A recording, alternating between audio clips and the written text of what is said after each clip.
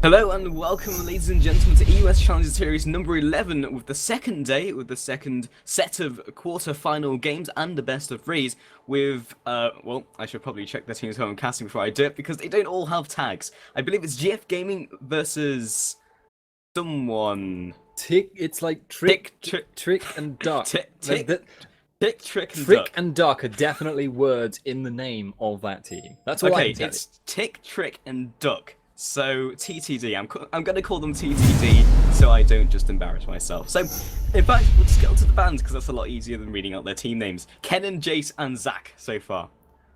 Okay, so Zach Ban is actually kind of falling out a little bit from kind of popular play. I'd say Zach, I mean, he's still definitely a strong pick. You still see him fairly regularly, but not quite as often as when he was, first released, quite when he was really, really strong. And for a little while after, I think he kind of retained some of the popularity he had when he was at his peak, but now maybe a little bit less. But the ban has come out, so blends out some of those combos essentially. Zach works best in a combo, in a team comp, rather than on his own, because his ranged initiation on such a short cooldown is incredibly strong. But the fact that he is dependent upon himself, he's dependent upon other people to really do the follow-up, and because his own initiation, his own CC isn't particularly strong, that does mean that you generally want to run something with him. Say, the classic one, Oriana, but has been banned out, so all of that being locked out, and the rest of the bans are just pretty much standard. Yes, indeed. You might have been able to hear the ice cream truck in the background, and it will do a couple of routes around my neighborhood. I'm not really sure why it comes around, because no one buys ice cream off him. But Shen will immediately be locked in from GF Gaming, and GF Gaming is kind of interesting to note that Copenhagen Wolves were actually taken down by them in a previous tournament. I think it was Gamescom qualifiers, correct me if I'm wrong, but they actually beat them, and actually we were going to put them into the other brackets because of timing issues. We couldn't. So they're actually a very good team. I think they had a lineup change in the form of Kickers, because Kickers has changed teams like 3 or 4 times in the last week. So we'll see how this works out. But GF Gaming, a very strong team. We haven't seen them as of yet, but we'll see how they face down Tick, Trick, and Duck. I have a feeling we may have seen some of them before, though. I mean, I certainly remember the name Jankos and Jokis. In fact, I may be remembering this wrongly, but are they the same as the Dark Passage team, the Turkish team? It might be. I will might be contact wrong one here. of them. Might be wrong. I Okay. have not done the research because they kind of just started the game without really asking. But regardless, we have got the Nasus being hovered over. That would be an interesting pick. Quite an early choice of your Nasus there before you even know what AD carry you're up against. You already do know that you're up against a Jarvan jungle, actually potentially Elise, but certainly opening yourself up to a bit of counterplay there if you do take that Nasus then. But certainly very powerful, and they have also locked in that Vayne, so looking for a very beefy front line there. Yeah, so picking Nasus very early, he's most likely going to be in the jungle. We don't really see Nasus in the top lane since he's quite easily shut down. But Nasus in the jungle allows him to kind of farm, get to that late game scenario, doesn't go for those early game ganks. So it's kind of it's a very risky play in the sense that if your team gets shut down in the laning phase, because most people will go for those early aggressive ganking junglers such as Jarvan or even Elise if they choose to go for it, could be hard times for Nasus. Now picking out Nami and Caitlyn, so a very, poke-centric and sort of control-heavy bot lane. Again, they could swap this up, but against Vayne, they probably won't be doing so. I'm interested to see what the support will be from GF Gaming, because they'll have to do something to try and mitigate some of that poke from Caitlyn. Again, they might go for those lane swap-ups, and as they're hovering over Gragas, definitely could be a lane swap-up. Yeah, this may actually be why they went for the Nasus pickup. That Spiritfire wave clear does mean that if you end up in that 2v2 situation where Nasus just babysits the solo laner at bot up against that Caitlyn Nami, it'll hold on for a lot longer than some of your other options. And indeed, a Gragas, it's actually possible, and it's unlikely, that they could actually choose to run the Shen mid and the Gragas in the lower area, the bottom lane, say, against Caitlyn and Nami. And then you'd actually have quite a lot of wave clear, but I expect they'll run the Shen, and then they'll have Nasus go down to kind of babysit him, help him clear those waves out when Caitlyn and Nami push really, really hard. And meanwhile, Vayne won't be getting hard counted in the lane. Vayne will be trying to get her farm up, and Vayne will be pushing as hard as she can. Might be a little bit difficult for Vayne to actually push hard, though, because she's actually against quite an aggressive situation if Jarvan ganks and it's an Elise laning there. So that would be interesting to see. And And that Annie pick, I would be surprised at. I'd be quite surprised at if they went for that. Yeah, considering Snow's on their team. Yeah, it could actually be an Annie pickup. We know Snow goes for those unconventional champions. I think in his champion pool, his main champion pool is like Annie, Zeref, and Ziggs. So he's incredibly strong on all of those champions. I wouldn't be surprised if they picked it out. Actually hovering over Zeref as well. So we'll see what they bring out. And I just spoke to Kickers, and he said, no lol, we're all Polish. So they're not the Turkish team that you were thinking of, Spuddington. I just can't remember names. Names are so transient. I'm going all Buddhist on you. But regardless, if they did lock in Zereth, that would make a lot more sense than the Annie pick, or indeed the Zyre. That could work too. Because obviously, if they went for Annie up against Gragas, I mean, yes, she could punish with her auto attacks early on, but Gragas is quite a sustained mid laner and also quite good at punishing people that get too close. So would be surprised if they'd gone for that Annie. And indeed, they didn't. So shocking revelations there. But having locked in that Janna, I'm a little bit concerned for that top lane. Okay, I'm just basically assuming already that they are going to try and put Vayne and Janna in that 2v1 situation. But if they do, there's actually serious risk they could get taken down. But if they don't, they're going to get punished really hard. Yeah, there's a ton of mind games going on in the first couple of minutes, and even on the loading screen. Both of the teams will be thinking, well, are they going to be swapping up? Should we swap up ourselves? And obviously, for the perspective of Tick, Trick, and Duck, they want to be getting into the lane where, Caitlyn will be against Woolite on Vayne. But also, it doesn't really matter if they're in a different lane. They could be in the mid lane, for example, and they could push that really hard, then swap up. And Vayne and Janna won't have the same sort of pushing potential as the Caitlyn. So we'll see how this works out. We're jumping now onto the delay timer, so we'll be jumping to a quick commercial break. But when we get back, we'll be in the first game, in fact, of the first best of 3 between GF Gaming and Tick, Trick, and Tuck. Don't go anywhere.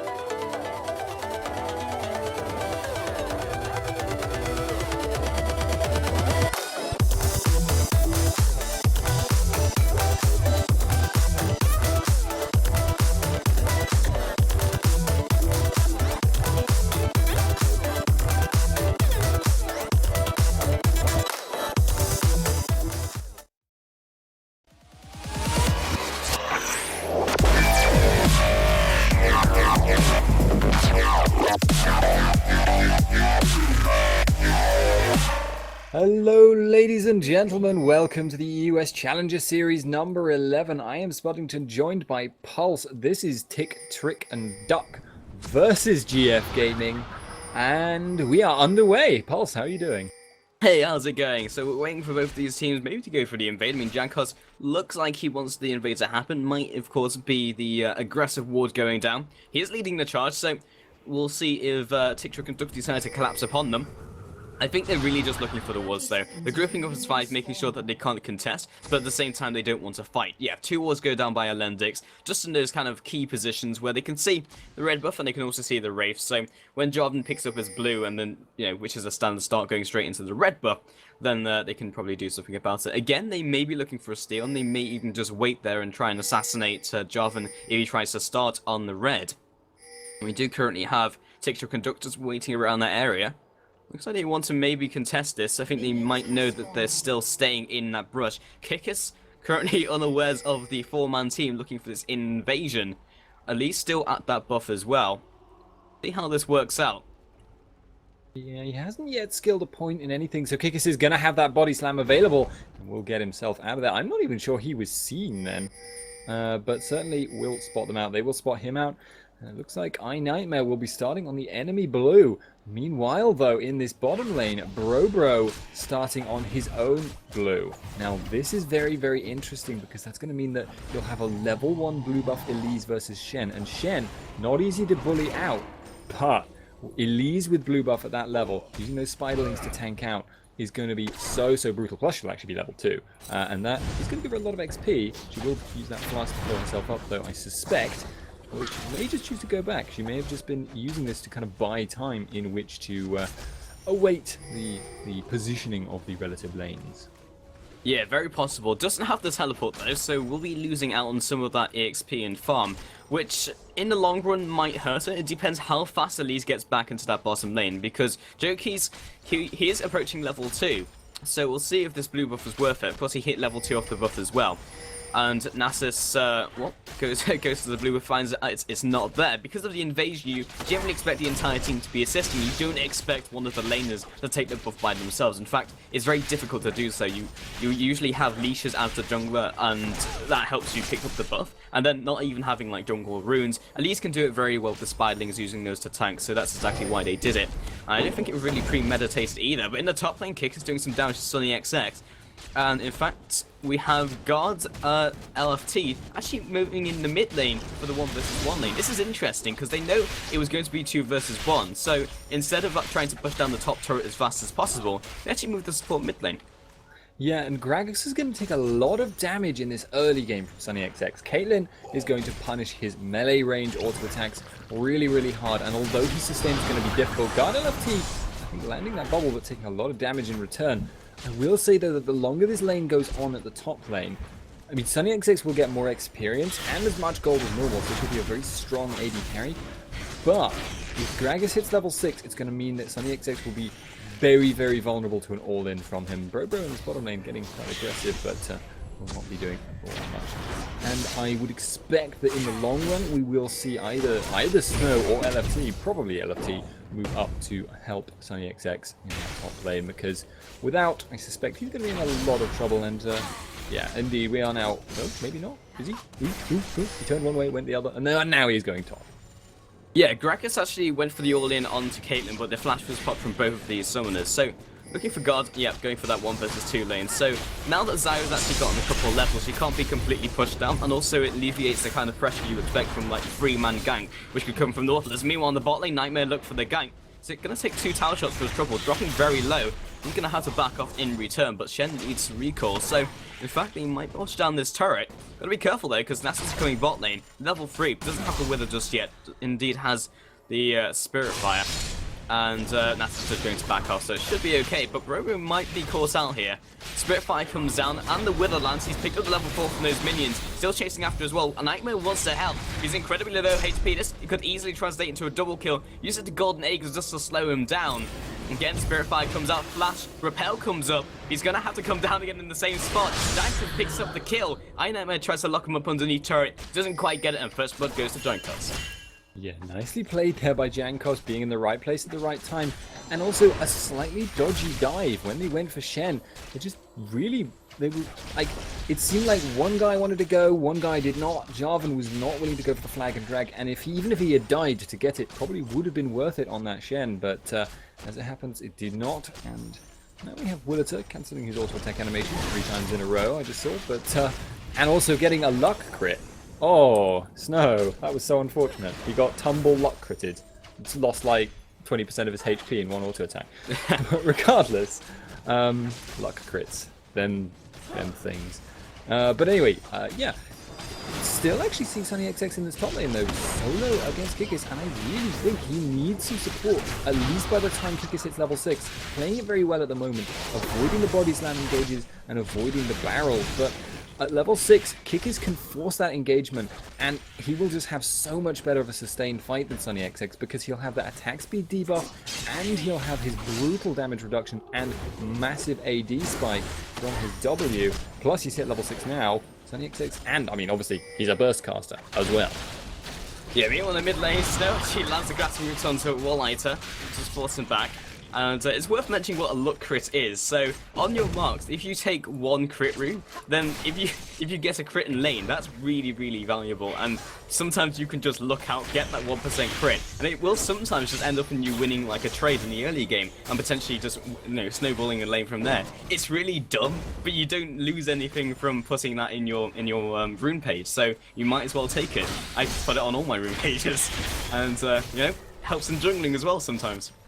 Yeah, well actually jungling is almost like a more legitimate thing because I had this explained to me once by someone who is better at maths than me, but effectively critical chance is at its most effective when you have the least of it. Kick is actually going aggressive on Sunny XX, getting out of the dodge, avoiding that body slam, using the net at the very last second, and I think that Kikis had landed that could have been a potential kill, but he's playing with fire right now essentially, and if he messes up once he's going to get very, very burned. But critical chance is actually at its most effective mathematically DPS over like say 100 shots, and Bro is going to get caught out, will get withered, let's use the repel to get himself out. Crit chance is at its most effective when you have the least amount of it because it doubles your damage for such a small investment. Yeah, I've come to the realization people don't like us talking about mathematics. Because every time I try, the game just, like, action happens. So maybe it's a good thing, maybe it's a bad thing, but it means you can't talk about maths, which is not a good thing. Jankos looking to pick up this blue, actually lands it with the auto attack, or with the siphoning strike and the blue and the smite. Brobo drops very low from the Shen, completely not able to outtrade him in the top lane though. Kickers pops down the ultimate, looks for the kill, body slam lands. Sunny XX walks back in, and Kickers picks up the kill.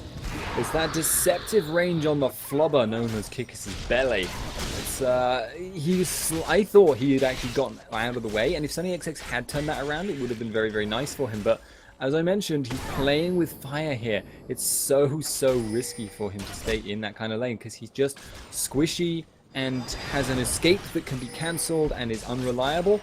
Regardless, Jankos has ulted up and is going to start out this dragon here, so we should be able to pick that up relatively uncontested. I don't think anyone's going to be able to get there. So, at the moment, definitely TTD, TikTok and Duck, are taking an advantage in this early game, but worth noting, I think the experience advantage on Sunny XX will make him quite dangerous in the long run. He hasn't tried to build anything to counter his lane, per se. He just built those double Dorans and that Vamp Scepter. So the experience is actually going to mean his base attack speed will scale up a little bit faster this time, and he will be essentially stronger. This is actually why originally in like Season 1 people ran AD carries mid, because they scale off experience too. It's just that they just scale harder, and Snow taking a lot of damage in that mid lane, getting chased down, will get slowed. Didn't go for the kill though. Yeah, I agree, but at the same time, it makes sense to me to have that mage with the extra XP, because the skills, of course, scale, and you're mainly using skills as the AD carry, or mainly using auto attacks. Yes, Caitlyn having a higher level, that will affect, you know, Piltovers and the rest of the abilities, but and also the attack speed scaling, so it will increase the damage.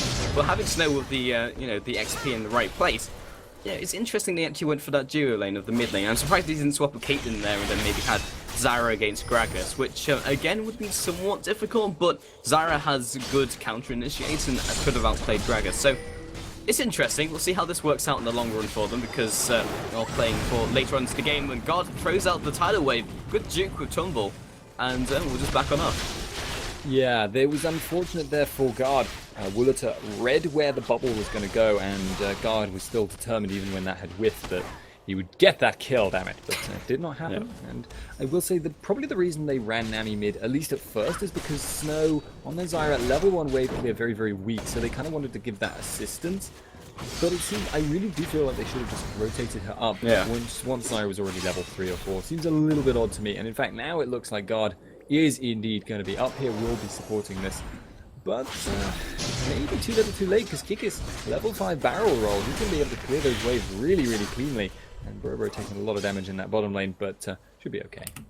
Yeah, Shen is actually exceptionally strong duelist in terms of facing up against Elise. Like, Elise just can't even do any damage. Elise used a full combo on Shen, and I think it did, like, maybe 5% of his entire HP pool. And considering his percent damage, the fact he has Spectre's Cowl, that actually works very nicely against Elise. And she does do burst, but she likes to be somewhat sustained as well. And in that laning phase, she just literally can't do anything to Shen. 0 and 2 right now.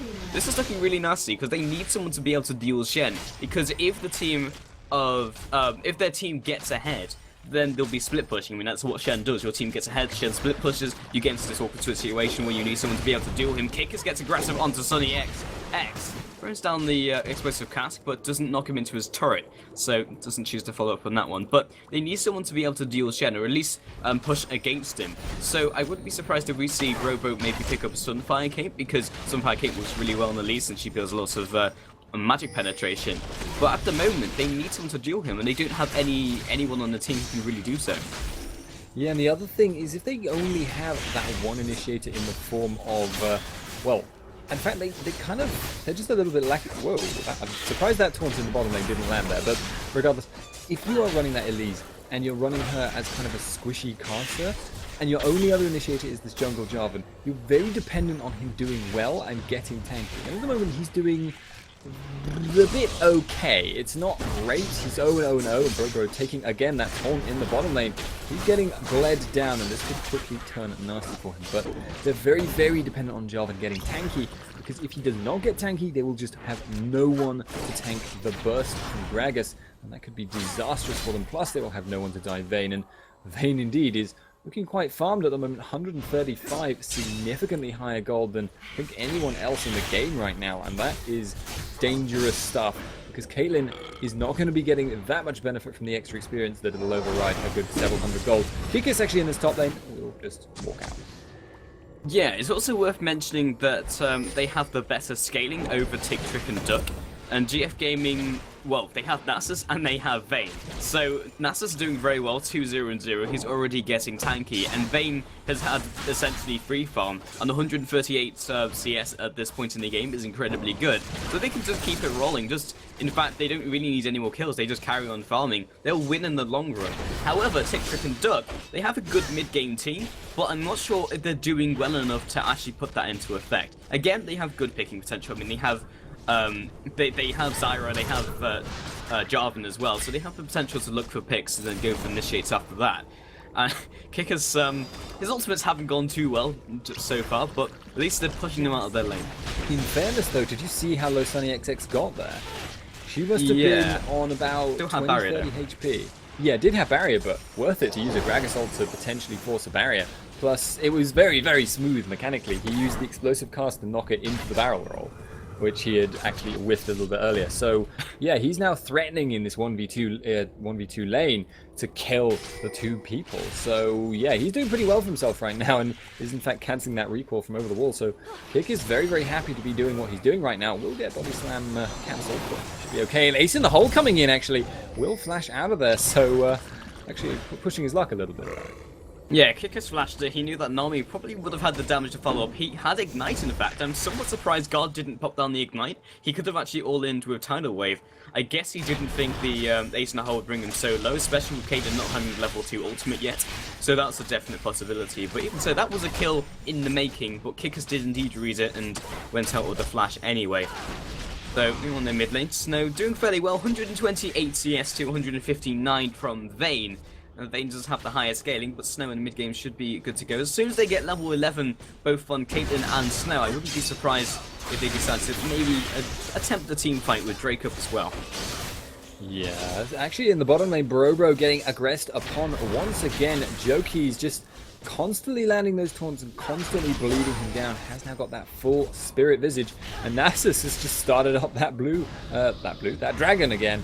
Will be just taking that away. I don't think anyone's going to be there to contest. iNightmare too late, not there in time. So yep, another free dragon there, and that's 5,000, no, 4,000. I cannot count. 4.5 thousand gold between the two teams at this stage of the game.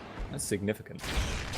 Yeah, and meanwhile on the bot lane, Bro gets locked up with Jankos coming in from behind. This is certainly a kill. In fact, the damage from Spirit Pie was very significant. Meanwhile, Snow drops in the mid lane. Flash from Wooliter keeps himself safe from Fury of the Thorns, or Rise of the Thorns, I should say.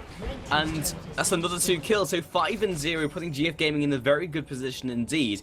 Again, they have the scaling, and it was extremely smart of Nasus to take away the dragon, so it removes the ability for TikTok and Duck to go for that team fight in kind of open ground. And another push coming in bot lane. They're just building up so much momentum. They are taking towers whenever they want them. They are killing people all over the map. Their 1v2 is winning 1v2. This is just a really, really awkward situation now to be up against. Kikis will probably be able to take down this tower on this wave. The inner turrets are being pushed in, and this is just absolutely disastrous.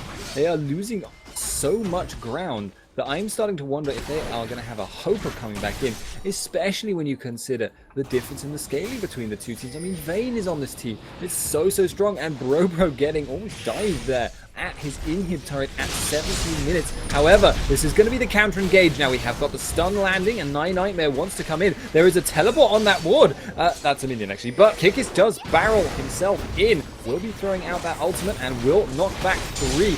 Yeah, Nightmare actually shortest flag in Dragon history. Doesn't actually manage to get anything done with that, but Wooliter going aggressive now, has got that Blade of the Rune King, and Nightmare is getting bled down very quickly indeed. Kikis throws out the barrel, but maybe playing with fire a little bit. Oh, tanks the ace in the hole. No worries. the friendship tester, as I like to call it. So, yeah, right now they just need to have a contingency plan for every scenario. In the team fights, they do well. In pushing, they do well. They have good siege. Of course, Sunny XX does have Caitlyn, not yet level 11, but they just can't get any advantage, like, at all. They go for a team fight, which seems good for them, and the reaction plays coming up from GF Gaming are enough to get them ahead. Snow places down those Dragon Forms, enough to get him out of dodge, but as a big ultimate to use, again, they won't be able to go for a team fight anytime soon. And it also means that one of their few tools that could plausibly win them a fight, catching someone off guard with the full Zyra burst combo, not available to them. That is a disastrous thing. But once again, got an FT there going out the bubble, and will not be able to stop Jankos from taking his jungle, getting them Q stacks, and will, in fact, how many Q stacks does he have? 200? Has he been farming that first? 200 and... Am I reading that right? Because that seems like a lot. You wouldn't be unhappy with that much in a solo lane, as far as I'm aware. That's a lot of Q farm there. That's significant damage extra, and that's disastrous once again. Another nail in the coffin there. That is really bad to deal with. How have you done that, Jankos? I don't know. He's a wizard. He's got all the kind of jungle paraphernalia. He's got the ancient golem. Will have said that. Nice dodging. But Meow, I just don't know how anyone can really stop that Nasus at this point. Yeah, that's kind of crazy, but it's like Nasus has got the farm he would have had in a solo lane. Vayne is doing well. Gragas won in the 1vs2 lane, as you mentioned before, and they have Shen for the split pushing. It's like they literally have everything in a team. If engaged, they have late game scaling, and they have split pushing. And it's even coming in from Kikis as well. They might decide to collapse down on him, but Gragas is very slippery with his body flop. God is trying his best to do some damage to him, but at least he gets him away from the turret.